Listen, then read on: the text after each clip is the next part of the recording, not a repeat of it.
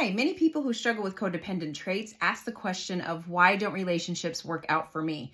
Many people with codependent traits go above and beyond. They go over the top. They're very giving. They're very trustworthy. They're reliable. They are loyal. So they give everything you would think a partner would want, and yet the relationships just don't work out for them over and over again.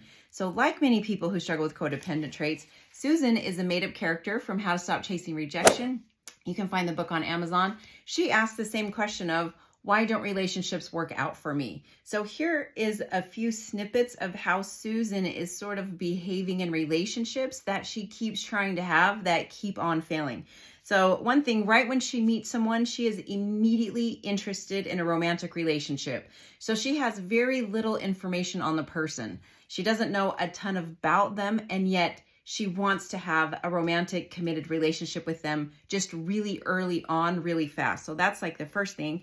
Another thing that she does, she tries to spend all of her time with this person. So she can spend a lot of time texting. She can spend a lot of time calling them on the phone, trying to be with them, trying to see them, trying to do nice things for them, like take them food, right? Buy them different types of things that they need. She wants to spend all of her free time with the other people, or with the other person that she's interested in. Susan doesn't really trust the other person if she's busy. So if she really is busy and has something to do, she doesn't ever tell that to the other person. She's afraid that if she's not available, they're going to find someone else to replace her. So she doesn't trust that they're going to see that she's busy and stick around anyway. So she really breaks a lot of plans that she has on her side of the street in her own life. She can give up a lot of her own commitments to be with this other person because she's trying to solidify the relationship and to ensure that she doesn't get left. So already she starts to give up parts of her life. She can be very anxious, and although she experiences a lot of anxiety in the relationship and a lot of worry, she doesn't avoid it. She actually very much chases the relationship. She can be smothering, right? She can come across as very controlling. She could also be a doormat, which is where she drops everything to go be with this person. She doesn't ever really make future plans with anyone else because she's waiting to see if this person's going to make plans with her.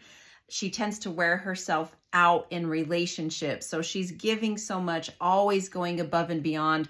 She watches her partner like a hawk, which takes energy. She knows how the person takes their coffee, what types of eggs they like. If they like their bread toasted or plain when they're making a sandwich. So she's constantly watching or preoccupied with her partner so that she can try to be the best partner for them. But all of that takes a lot of energy. So you can see Susan's kind of neglecting her own life, wearing herself out in this other relationship, trying to make sure that it's going to work. And all she's doing is kind of building this resentment and spending a lot of time anxious and afraid. Susan does tend to forget about her own needs. She doesn't really think, do they know how I take my coffee? Do they ever ask me how I like my eggs? Have they ever made me a sandwich, right? She's not really, especially early on, paying attention to how she's being treated. She's just paying attention to what the other person needs, and that's it.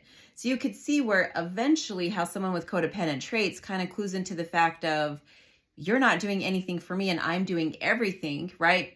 That's where we can get a lot of resentment, and then the relationship can end, and then we move on and start over. So very, very miserable. So Susan, in her effort to make sure that she can solidify this relationship and stay connected to this person, she can start to ask things that cross boundaries, like, all the time, where are you going? Who are you talking to? She can start to check their emails, start to go through their phone.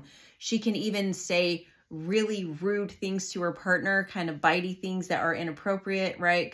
She can get cruel. It's because she's so hurt that she's giving so much and not getting hardly anything back. But at the same time, Susan is the one who's making the choice to do that. And that's really hard for Susan to see. And I think it's the same for a lot of us who struggle with codependent traits.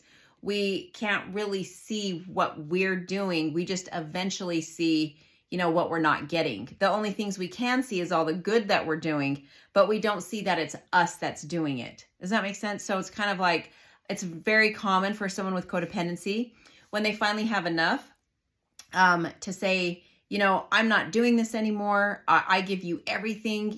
Their partner tends to say things like, I never asked you to do that. yeah, well, I never asked you to do that. Or, hey, I even told you to quit doing that. Like that's on you. You're the one who chose to do it. And the reality is it's true. It is on us. We are the ones who chose to do it. But we did it with good intentions, and we actually do it because we love that person, or we're trying to love that person and cultivate a relationship with them. So it can be really difficult, especially early on, to know where that line is and how to have a relationship, because to someone with codependent traits, this is what love is. This is what you do when you love someone, and this is what love is supposed to look like.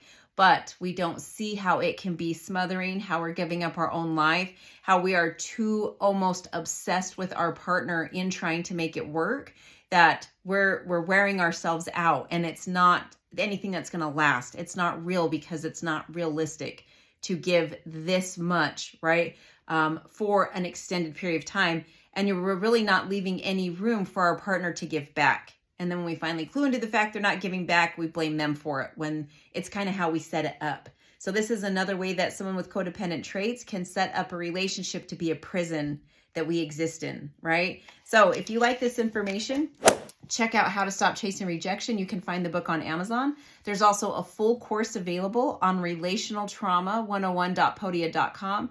Take good care, and I'll see you in the next one.